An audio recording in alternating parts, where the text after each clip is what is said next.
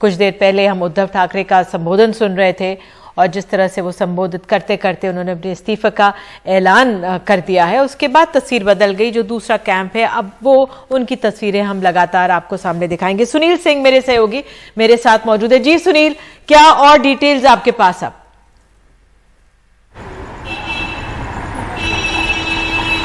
और देखिए, जिस तरह से उद्धव ठाकरे ने इस्तीफा दे दिया, इसका कयास तो लगाया जा रहा था और उन्होंने इस्तीफा दे दिया। अब जो है कि कल की जो पूरी तैयारी थी, उस तैयारी अब एक तरह से बेमानी हो गई है। लेकिन अब जो है, जो राज्यपाल हैं वो देवेंद्र फडणवीस को कह सकते हैं कि आप आइए और शपथ लीजिए, क्योंकि जो शक्ति प्रदर्शन की बात थी, बहुमत साबित करने की बात थी, अब तो खत्म हो गई, क्योंकि सरकार ही वो गिर गई। उद्धव ठाकरे ने न सिर्फ इस्तीफा दिया बल्कि विधान परिषद से भी उन्होंने एक तरह से कह दिया, अपनी इस्तीफा दे दिया है। अब वो जो खबरें आ रही हैं कि वो जाएंगे, शायद राज्यपाल से मिलेंगे, राजभवन में जाकर अपना इस्तीफा देंगे। मैं यहाँ मंत्रालय के पास हूँ और आपको मैं थोड़ा सा अगर दिखाऊँ कि ये मंत्रालय में शाम को कैबिनेट हुई थी और कितनी रौनक थी, चहल पहल थी। लेकिन अभी जिस तरह से इस्तीफा दिया गया, एक अप्रत्याशित है। हालांकि लोगों को लग रहा था कि शायद कल तक फ्लोर टेस्ट होगा, लेकिन अब सब कुछ एकदम से यहाँ पे शांति और सन्नाटा यहाँ पर छाया हुआ है।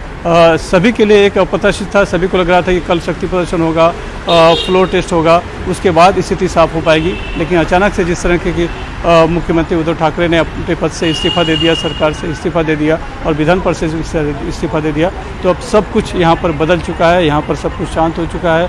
उन्होंने एक अच्छी और बढ़िया बात की है कि जो शिवसैनिक थे, उन्होंने उनको कह दिया है कि कोई भी किसी भी तरह का सड़क पे नहीं उतरे या फिर कुछ जो लोग आ रहे हैं उनको आने दे, किसी तरह का बाधा नहीं डाला जाए। तो एक जो कानून व्यवस्था की जो स्थिति उत्पन्न हुई थी कि वो शायद बिगड़ सकती है, उसके लिए भी उन्होंने एक तरह से बड़ा कदम उठाते हुए एक सराहनीय कदम उठाया और लोगों को कहा है कि लोगों को आने दे। तो एक जो कल का दिन जो था, एक असमंजस का दिन था, एक आशंका भरा दिन था, अब वो सब साफ हो गई है। इस तस्वीर लगभग साफ हो गई है।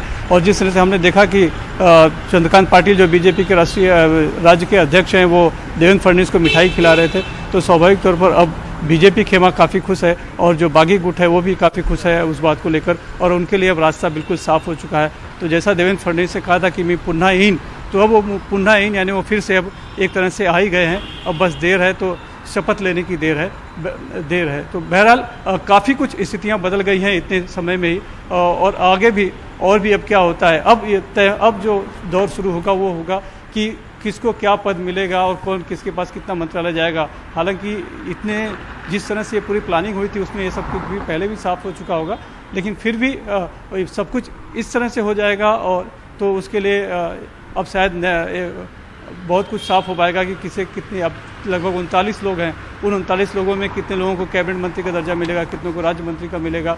फिर बीजेपी के अपने लोग भी हैं, और बीजेपी में दूसरे पार्टियों से आए हुए जो लोग भी हैं, वो भी इतने साल तक आस लगाए बैठे थे कि बीजेपी का सरकार आएगी तो मंत्री पद मिलेगा। तो अब जो कड़ी चुनौती जो है, जिन चुनौतियों का सामना एक तरह से हम कह रहे हैं कि उद्धव ठाकरे अब तक झेल रहे थे, अब सिंहासन के साथ साथ वो जिम्मेदारी और वो चुनौती भी अब वो देवेंद्र फडणवीस के पास आएगी। बहरहाल उस सब पे उन्होंने वर्कआउट किया होगा या वर्कआउट कर रहे होंगे, लेकिन एक बात जरूर है कि जो असंतोष शिवसेना में कहीं न कहीं दिख रहा था एकनाथ शिंदे के रूप में, उन्होंने उसको भुनाया अच्छी तरह से। और शिवसेना के इतनी बड़ी संख्या में विधायकों को लेकर एकनाथ शिंदे बाहर निकले और इतनी बड़ी बगावत हुई जो कि शिवसेना के इतिहास में आज तक नहीं हो पाई थी। बिल्कुल।